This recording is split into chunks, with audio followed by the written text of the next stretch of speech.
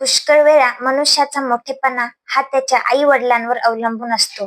त्याच्या आयुष्यातील बऱ्या वाईटाचा पाया हा लहानपणीच रचला जात असतो. माणसाच्या जीवनाची खरी सुरुवात ही आईच्या प्रेमातून, स्पर्शातून, तिच्या आचार विचारातून आणि संस्कारातून होत असते. आईच्या संस्कारांनी, ज्ञानाने, विचारांनीच माणूस घडला जात असतो. साऱ्या जगाला आपले नाव, आपली कीर्ती माहीत असणे म्हणजेच मोठेपण नाही.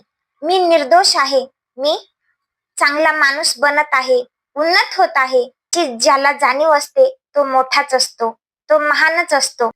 या ओळी आहेत सर्वांचे लाडके साने गुरुजी यांच्या. साने गुरुजींच्या विचारांचा आपल्या सर्वांवर कुठे ना कुठेतरी खूप मोठा परिणाम झालेला आहे. महाराष्ट्रातील जनतेमध्ये असं एकही मूल नसेल ज्यांनी श्यामची आई हे पुस्तक कधी वाचलं नसेल. श्यामची आई या पुस्तकाने आपल्या सर्वांचं बालपण जिवंत केलं आहे. श्यामची आई हे पुस्तक माझ्याही मनाच्या खूप जवळचं आणि आत्मबोध देणारं पुस्तक आहे. आजच्या या व्हिडिओमध्ये मी तुम्हाला याच पुस्तकातील काही महत्वाच्या मुद्द्यांची माहिती देणार आहे.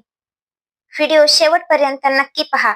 हिमालयाच्या दऱ्याखोऱ्यात असे प्रचंड व गगनचुंबी वृक्ष असतील ते या जगाला माहीत नाहीत.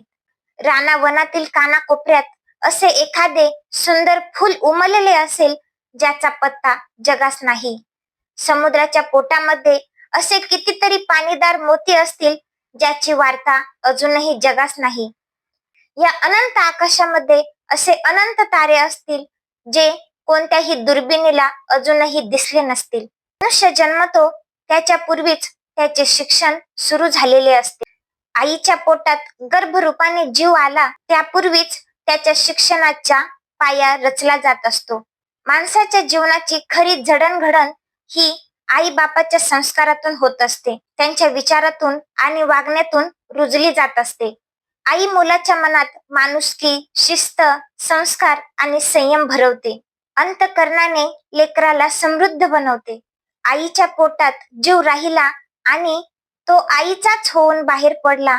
आईला एकरूप होऊन बाहेर पडला, जणू आईचाच होऊन बाहेर पडला. आई देह देते, मन देते, हृदय देते, तसेच बुद्धीही देते. रिकाम्या मनात संस्कारांचा संग्रह करते, जीवनाला आकार देते.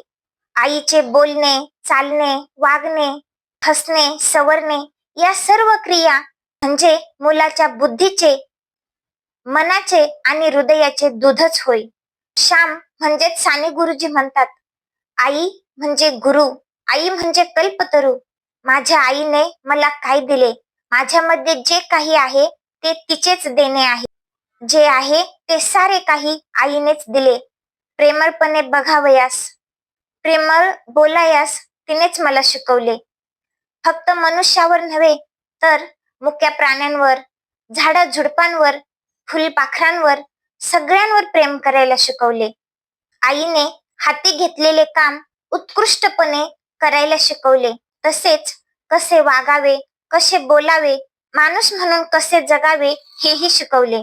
प्रेम, कष्ट, शिस्त, स्वच्छता आणि संयम तसेच आपुलकी हे गुण तिच्यातूनच माझ्यात आले.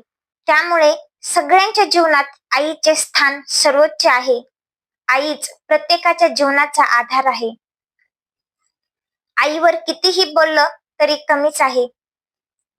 शेवटी तुम्हाला जर हा व्हिडिओ आवडला असेल आणि श्यामची आई पुस्तकाची सिरीज जर तुम्हाला ऐकायची असेल तर कमेंट मध्ये नक्की सांगा. व्हिडिओ संपूर्ण बघितल्याबद्दल तुमचे मनापासून धन्यवाद. रामकृष्ण हरी.